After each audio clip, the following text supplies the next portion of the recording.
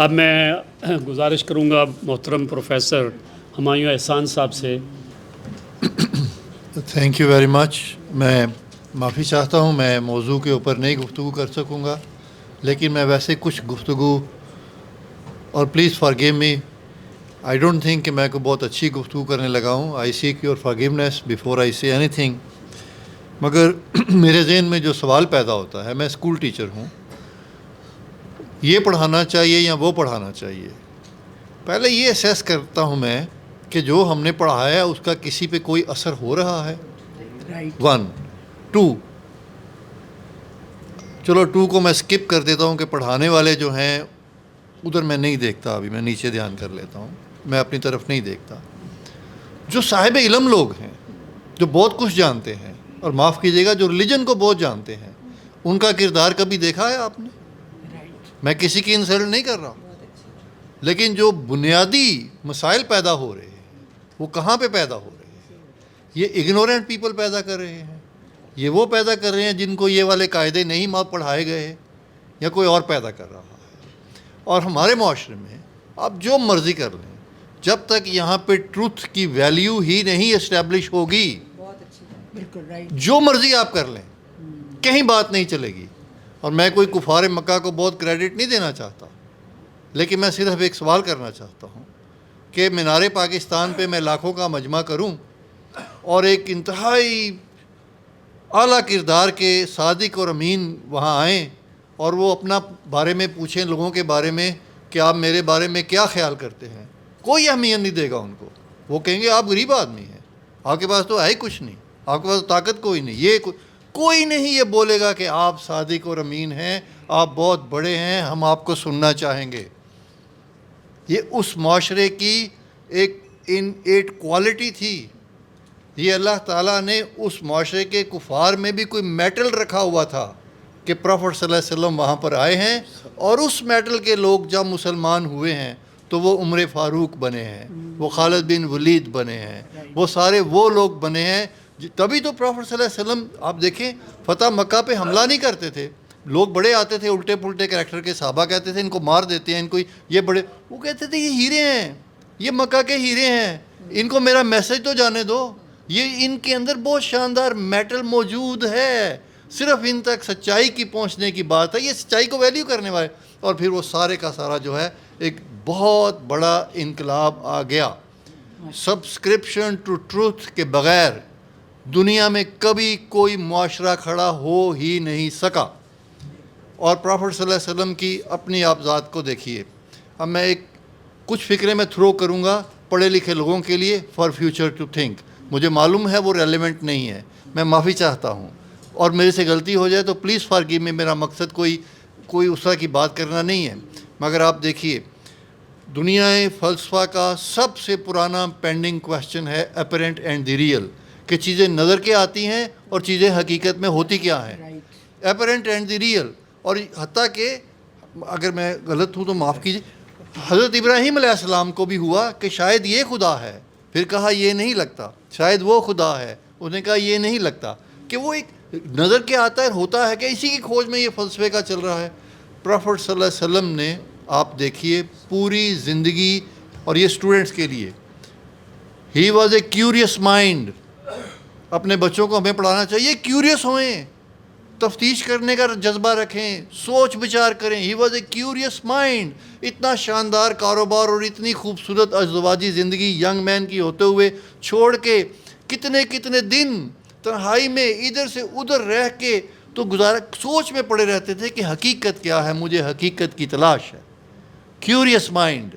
Generate your nation, tell your people, learn to have subscription to truth, be a curious mind. تگو دو کریں. وہ curious mind جب سوچتا رہتا تھا کہ حقیقت اصل میں کیا ہے، جو نظر آ رہا ہے وہ حقیقت. آپ آج چلے جائیں مکہ میں، خدا میں نہیں، کالے پہاڑ ہیں، سخت موسم ہے، رگڈ انوائرمنٹ ہے، اور اس زمانے میں غربت بھی تھی اور کوئی فیسیلٹی نہیں تھی اور جسمانی سختی بھی تھی. اور وہ شخص کہتا ہے یہ ظاہر ہے قدرت بہت خوبصورت ہے. وہاں کہاں خوبصورتی نظر آ رہی تھی؟ کہاں خوبصورتی خوبصورتی تو اتنا چھپ کے بیٹھی ہوئی تھی وہاں پہ. لیکن وہ شخص وہ ریئل کو پہنچنا چاہتا تھا. وہ ریئل کی بات کرنا چاہتے، انہوں نے خوبصورتی دیکھی، وہ کیوریس مائنڈ تھے. اس لیے جبرائیل امین آئے اور انہوں نے کہا کہ یہ امانت ہے، پتہ نہیں کتنے صدیوں اور کتنے کھربوں سالوں سے یہ وہ ذہن ہے جس کے لیے میں یہ امانت لے کے چل رہا ہوں.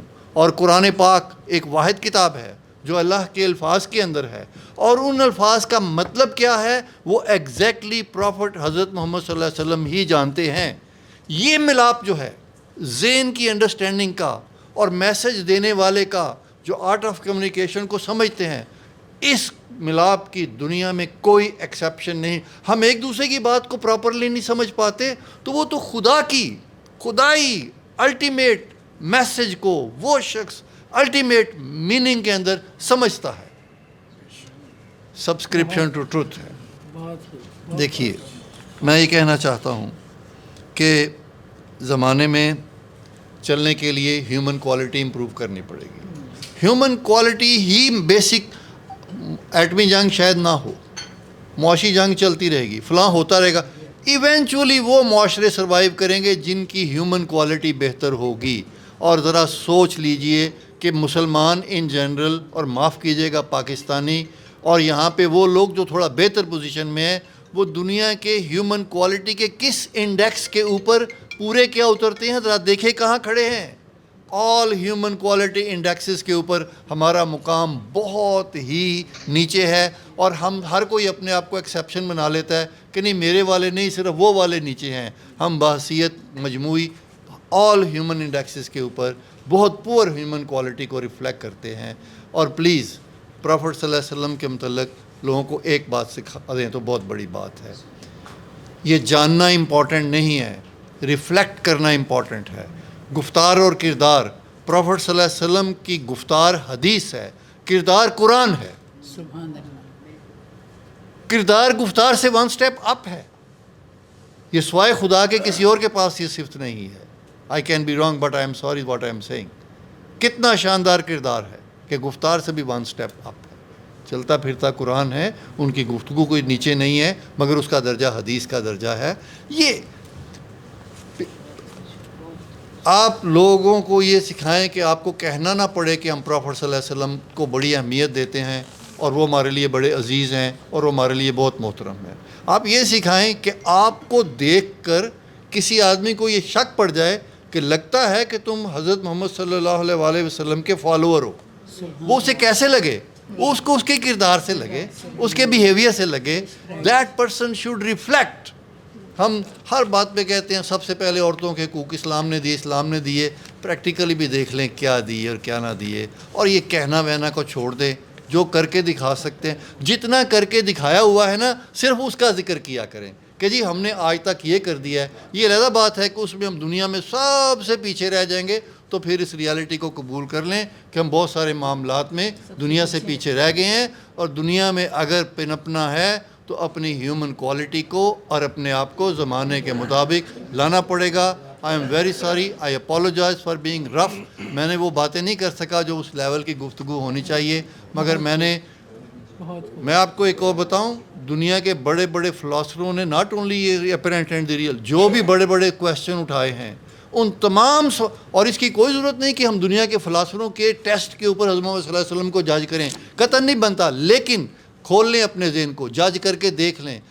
جتنے بھی ڈیفیکلٹ سے ڈیفیکلٹ فلاسافیکل کویسچن دنیا کے بڑے سے بڑے فلاسفروں نے کیے ہیں، پروفٹ صلی اللہ علیہ وسلم کی ذات ہر کویسچن کے اوپر بہت ہی بلند آتی ہے، حیران کن حد تک بلند آتی ہے، بلکہ بلند سے بلند تر ہوتی چلی جاتی ہے.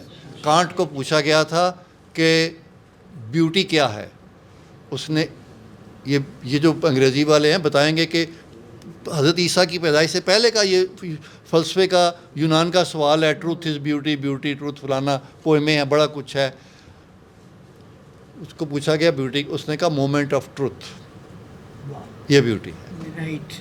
مومنٹ آف ٹروتھ کے اوپر اس ذات بارے اس کی ذرا دیکھ کے دیکھیں کہ کیا سچائی ہے، کیا معیار ہے ٹروتھ کا. وہی سب سے خوبصورت ہے، وہی دی ٹروتھ فل ہے، وہی دی الٹیمیٹ ہے. Thank you so much.